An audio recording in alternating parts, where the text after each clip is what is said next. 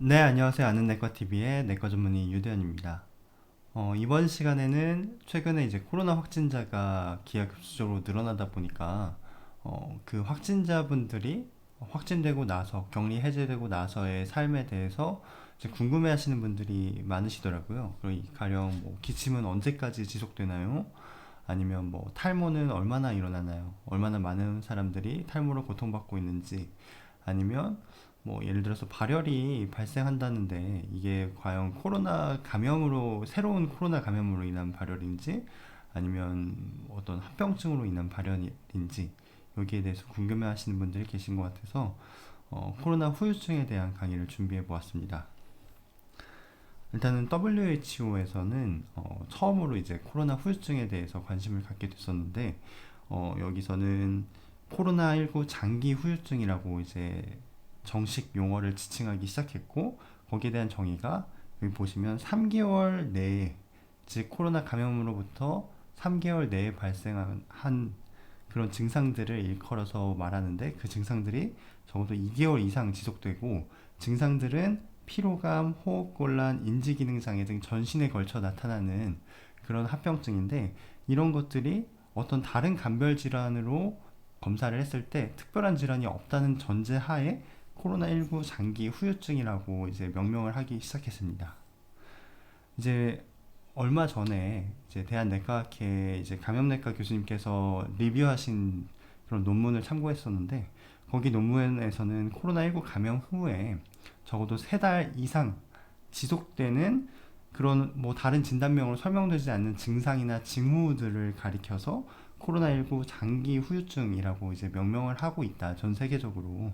하지만 통일된 정의가 지금 딱히 없다. 그래서 어떤 곳은 롱 코비드, 어떤 곳은 뭐 포스트 코비드 신드롬, 뭐 컨디션, 이렇게 조금 용어들이 제각각인 상황입니다. 그래서 이 또 다른 리뷰 페이퍼에서는 일단은 뭐 코로나 감염이 되고 나서 4주 이내를 어큐트 인펙션, 급성 감염기, 그 다음에 진행하고 있는 유증상 코비드, 그 다음에 12주 이상 지속될 경우에서는 코로나19 장기 후유증, 포스트 코비드 19 신드롬이라고 이렇게 명명하는데, 거기에 대한 뭐 정확한 병리 기전이 아직까지는 알려져 있지 않다라고 나와 있었습니다. 그럼 얼마나 발생하는지 좀 알아볼까요? 보면 아까 이제 WHO에서는 20-30% 발생한다고 했는데, 이제 더 연구가 쌓이면서 보니까 한 연구에서 보니까 1개월 이내에 이런 증상들, 호흡기, 뭐 인지기능장애, 이런 종합적인 증상들이 적어도 54% 나타나고, 2개월에서 5개월 사이가 지나도 55%, 그 다음에 6개월 이상 지나도 54%가 최소 한 번의 합병증을 경험했다고 하는데, 가장 흔한 장기로는 폐, 신경계, 정신건강, 이런 쪽이 많이 나타났다. 그러니까 폐랑 어떤 우울감, 뭐 불안, 불면증, 이런 것들이 주로 나타났다는 거죠. 그래서 기전은 아직 명확하게 밝혀져 있지 않다고 말씀드렸는데, 한번 볼게요. 코로나 감염이 되면 적어도 90일까지는 바이러스가 배출된다고 말씀드렸어요. 그러면 장기 코로나 후유증은 이제 90일 이상, 그러니까 12주가 지난 시점부터 이제 지속적으로 발생하는 건데, 이렇게 바이러스가 감소하고 더 이상 배출되지 않는 시기에 있더라도 뭐 피로감이나 근육통, 호흡곤란, 인지기능장애, 흉통, 뭐 콩팥기능장애, 뭐 탈모, 이런 증상들이 왜 일어나는지 봤더니 에이스2와 연관된 증상이 아닐까라고 이제 제시하는 그런 논문도 있었습니다. 그래서 이게 어떤 뜻이냐면, 우리가 바이러스가 우리 세포 내로 침투를 할 때 에이스2라는 수용체를 인지를 해서 들어가는데, 이쪽에 주로 바이러스가 침투한 흔적이 있기 때문에 이곳에서 면역 반응이 과도하게 일어나서 생기는 문제가 아닐까라고 제안을 했습니다. 근데 에이스2라는 수용체는 사실 심장에도 있고 뇌에도 있고 콩팥에도 있고 간, 혈관, 위장관, 콩팥, 비장, 폐, 이렇게 전신에 걸쳐 다 있다는 거죠. 폐뿐만 아니라. 그렇기 때문에 코로나19 합병증이 전 장기에 걸쳐서 다양하게 나타날 수 있다고 발표했습니다. 증상들을 하나씩 구체적으로 좀 살펴볼게요. 그래서 아까 말씀드렸듯이 뇌신경계 질환뿐만 아니라 심장, 폐, 피부, 혈액, 위장관, 콩팥, 내분비, 이런 곳에서 다 발생할 수 있다고 했는데, 먼저 심장을 볼게요. 심장에 이렇게 심근에 염증 반응이 일어나게 되면 심근 세포가 이제 일부는 사멸을 하게 되고, 그로 인해서 심근염 같은 것들이 발생하기도 하고요. 여기 보면 오토노믹 디스펑션이라고 해서 심장의 박동이 우리가 의식적으로 빨리 뛰어야 되지 해서 빨리 뛰는 게 아니라 자율신경이 일부러 조절을 하고 있거든요. 그쪽에 이제 손상을 받기 시작하면 이쪽에 뭐 여기 이제 영어로 복잡하게 나와 있는데, 여기 보면 체위성, 기립성 타키카디아, 그러니까 빈맥 같은 것들이 내가 조금만 움직임으로 인해서 갑자기 막 박동수가 빨라진다거나 이럴 수 있다는 거죠. 그리고 염증 반응이 장기화되면 이쪽에 섬유화가 진행되는 그런 현상이 발생할 수 있다고 해서, 코로나 감염 후 발생하는 심장 증상은 과도한 염증 반응에 의한 심근세포가 손상되고 또한 자율신경도 손상되는데, 그것이 더 진행되면 섬유화까지 진행돼서 우리가 알고 있는 심근염 같은 것들이 발생할 수 있구나 라고 알고 계시면 되겠고, 실제로 60일 동안 한 연구에서 추적을 해봤는데 20% 환자에서 이제 흉통을 호소하고 있다고 하고, 스트레스성 심근염, 그냥 심근염의 비율이 1%에서 7%까지 보고되고 있었다라고 나오고, 따라서 우리가 심장혈관 합병증이 있었던 환자, 급성기에 있었던 환자들이나 아니면 지속적으로 심장 증상이 있는 환자들은 적극적으로 심전도나 심장 초음파를 시행해 볼 것을 권고하고 있었습니다. 폐를 보면 폐도 마찬가지로 이렇게 폐포 내에 염증 세포들이 이렇게 염증 반응 물질들을 배출을 하고, 그로 인해서 뭐 활성산소 같은 것들이 생겨서 혈관 내피 세포를 손상시키고, 그러면 폐포 내에 이제 염증 반응 물질로 가득 차겠죠. 그러면서 섬유화가 진행되고 비슷하게 폐포의 기능이 이제 떨어지게 됩니다. 그래서 이런 원리에 의해서 폐렴의 합병증, 뭐 폐섬유화까지 진행될 수 있다라고 나오고 있고, 실제로 2개월 동안 검사를 그 데이터를 모아 보니까 53%의 환자들이 호흡곤란을 호소했고 34%의 환자들이 기침이 남아 있었다고 합니다.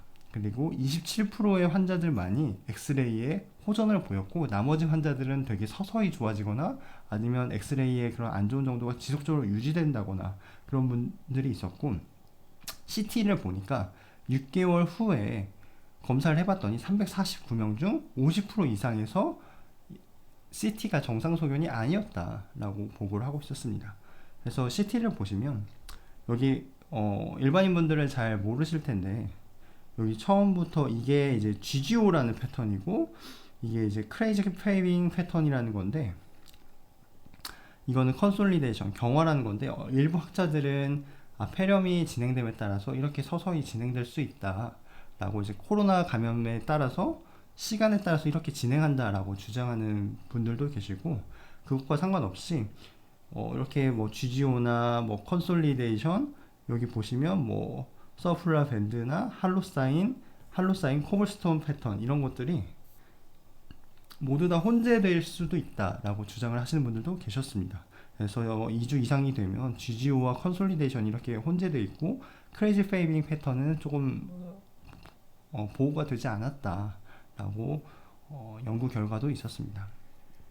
그래서 시기에 따라서 뭐 급성기, 아급성기, 만성기에 따라서 어떤 패턴이 두드러지는 게 아니라 이렇게 다양하게 분포되어 있다라고 알고 계시면 되겠고, 소화기계 합병증을 보시면 코로나19가 아직 구체적으로 소화기계와 간담동계에 어떤 합병증을 뚜렷하게 유발한다라고 그런 보고된 자료는 없었지만, 이 장내 마이크로바이옴의 변화를 이끌어서 그것 때문에 과민성 장증후군이나 소화불량 같은 것들이 나타날 수 있지 않을까라고 해서 거기에 대한 연구가 진행되고 있다고 하고요. 콩팥 관련 합병증은 이제 코로나 중증으로 뭐 중환자실에 입원해서 투석을 받거나 아니면 뭐 기관 삽관을 해서 인공호흡기를 한다거나 에크모를 한다거나 이런 분들 중에서 20에서 30% 환자, 그 다음 모든 입원 환자의 5%는 투석을 필요로 할 정도로 콩팥 기능이 망가지는 경우가 있었다고 합니다. 또한 여기서 주목할 점은 6개월 동안 팔로업을 추적을 해보니까 35% 환자들이 사구체 여과열, 즉 신장 기능이, 콩팥의 기능이 떨어졌다. 그리고 급성기에서는 콩팥 기능이 정상이었는데 추적을 해보니까 13%에서 새롭게 콩팥 기능이 떨어지기도 했다라고 해서 이런 것들이 도대체 왜 일어나냐 봤더니 염증 반응이 이제 콩팥에서 계속 ACE2 그 관련된 곳에서 일어나면 여기 보면 사구체 경화증 같은 것들이 생기고 급성 튜브 손상, 사구체 퇴화 이런 기전에 의해서 신장 기능이 떨어진다라고 보고를 하고 있었습니다. 그 다음에 내분비계 합병증도 뭐 당뇨가 새로 생긴다거나 아급성 갑상선염이 새로 생긴다거나 그다음에 하시모토 그레이브스병 이런 것들이 되게 자가면역 질환 중에 하나거든요. 그래서 이런 것들이 바이러스 감염 후에 과도한 면역 반응에 의해서 발생할 수 있다라고 제시를 했고 혈액학적 합병증을 보니까 이 163명의 환자들을 대상한 연구에서 퇴원 후 30일째 분석을 해보니까 2.5%의 환자에서 혈전증이 있거나 3.7%에서는 출혈이 발생했던 그런 적이 있었다라고 나와 있었고 실제로 보니까 이 코로나 환자들은 굉장히 그 과응고 상태이거든요. 그래서 여기 보면 폐동맥 색전증 같은 것들이 이렇게 발생하기도 하고요. 그렇기 때문에 여기 이 ASH 미국 이제 혈액학회 가이드라인인데 여기서는 굉장히 중증의 그런 입원 경험이 있었던 환자들, 뭐 중환자실에서 입원해서 투석받거나 기관 섭관하거나 장기간 있었던 환자들은 뚜렷하게 혈전이 보이지 않더라도 이제 항응고제를 예방적으로 투여할 것을 권고를 하고 있었고 만약에 급성기에 있던 환자들도 입원을 한다면 뭐 뚜렷하게 혈전이 보이지 않더라도 예방적으로 항응고제를 투여할 것을 권고하고 있었습니다. 그리고 이러한 기전이 실제로 보니까 뇌에도 이렇게 영향을 미치고 있었거든요. 그래서 뇌의 인지 기능이 떨어지는 게 뭐 신경교세포가 다른 뭐 신경계 세포들의 어떤 서로의 그런 코릴레이션 그 과정을 릴레이션십을 되게 차단하는 그런 역할 때문에 신경 전달 물질이 뇌에서 잘 전달이 안 되기 때문에도 뇌 인지 기능이 떨어지지만 이 혈관 내에서 혈전 같은 것들이 생기기 때문에도 이 신경계 세포들이 손상을 받아서 인지 기능 같은 것들, 그 다음에 오토노믹 그 자율신경계 손상 같은 것들이 발생하기도 한다라고 이제 제시를 했고 이런 것들 때문에 이제 이러한 원리의 일환으로 이제 검사를 해보니까 조사를 해보니까 코로나19 입원 후에 1개월째 56%의 환자들이 외상 후 스트레스 장애, 우울, 불안, 불면증 등 정신과적 후유증을 앓고 있었다라고 보고가 됐고 급성기 이후에 6개월까지 추적을 해봤더니 25%의 환자에서 정신과적인 합병증이 있었고 여기 보시면 6만 명의 대상을 한 그런 대규모 연구에서 14일에서 90일 사이에서 무려 18%나 정신과적 증상이 나타났다고 합니다. 그래서 아까 방금 말씀드렸듯이 이런 병태 생리 기전은 미세혈관에 혈전증이 생긴다거나 신경세포에 염증이 생기거나 바이러스 감염, 전신 감염 등의 이런 복합적인 원인에 의해서 발생하지 않을까라고 제시를 했고요.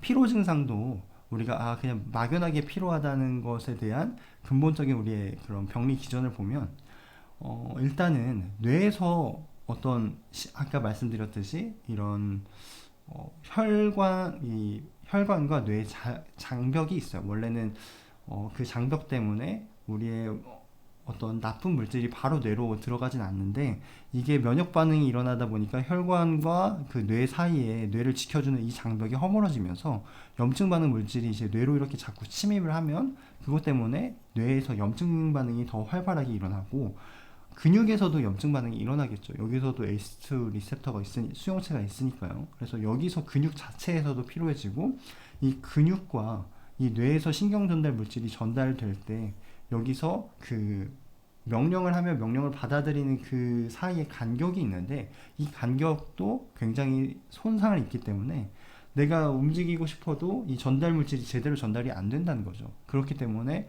피로감을 느낀다라고 병리 기전을 제한하고 있고요. 그다음 피부과적 합병증으로는 여기 보면 탈모가 무려 20% 정도 가까이 나타날 수 있다고 되어 있고 실제로 이제 우리나라에서 발표한 그런 리뷰 페이퍼에서도 700명을 대상으로 한 연구에서도 급성기 증상과 동시에 약 15%, 급성기 이후에서는 64%까지 피부과적인 합병증이 발생을 했고 여기 보시면 탈모 증상이 20%까지 보고가 되고 있다라고 보고를 했습니다. 그래서 정리를 해보면 되게 다양한 그런 증상들이 발생을 하는데 4주에서 12주 동안 일어나는 증상들이 입원할 정도로 심각한 환자들을 대상으로 분석을 해보니까 50%까지 이제 피로감을 호소했었고 49%가 퇴원을 해서도 굉장히 숨이 차서 힘들어 하셨고 그다음 기침은 무려 45%, 그다음에 복통은 33%, 불면증은 40%를 호소하셨다고 합니다. 그리고 가벼운 경증 환자 같은 경우에서는 이 경우도 마찬가지로 피로감을 56%나 호소하였고 숨찬 증상은 38%, 기침은 34%, 복통은 26%, 그다음 두통과 이 후각이나 미각 손실 증상이 26%까지 보고되고 있었다고 합니다. 그리고 다른 이제 논문에서도 참고한 자료인데 무려 피로감이 굉장히 흔하다고 알려져 있고 58%나 보고됐고 두통도 44%나 차지하고 있었고 이 주의 집중 장애, 뭐 기억력 상실, 뭐 긴장도, 우울감 여기 보면 대부분 정신과적인 그런 질환들이 굉장히 높은 빈도로 사람들이 이제 후유증으로 호소하고 있었고 무려 그 롱 코비드 그러니까 장기 코로나 후유증을 호소한 사람들이 적어도 하나 이상 호소한 사람들이 80%나 된다고 보고가 되고 있습니다.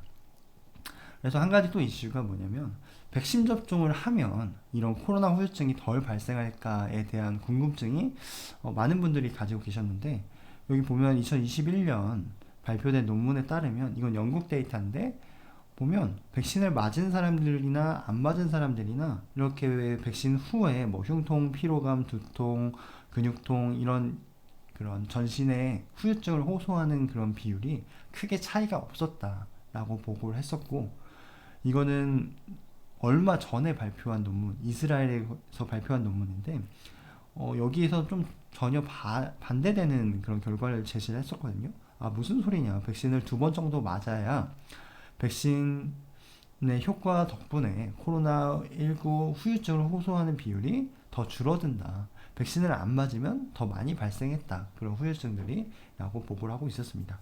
그래서 이렇게 상반되는 연구 결과들이 있는데 여기에 대한 데이터는 조금 더 쌓여야 우리가 어떻게 좀 더 객관적인 판단을 할 수 있을 것 같습니다.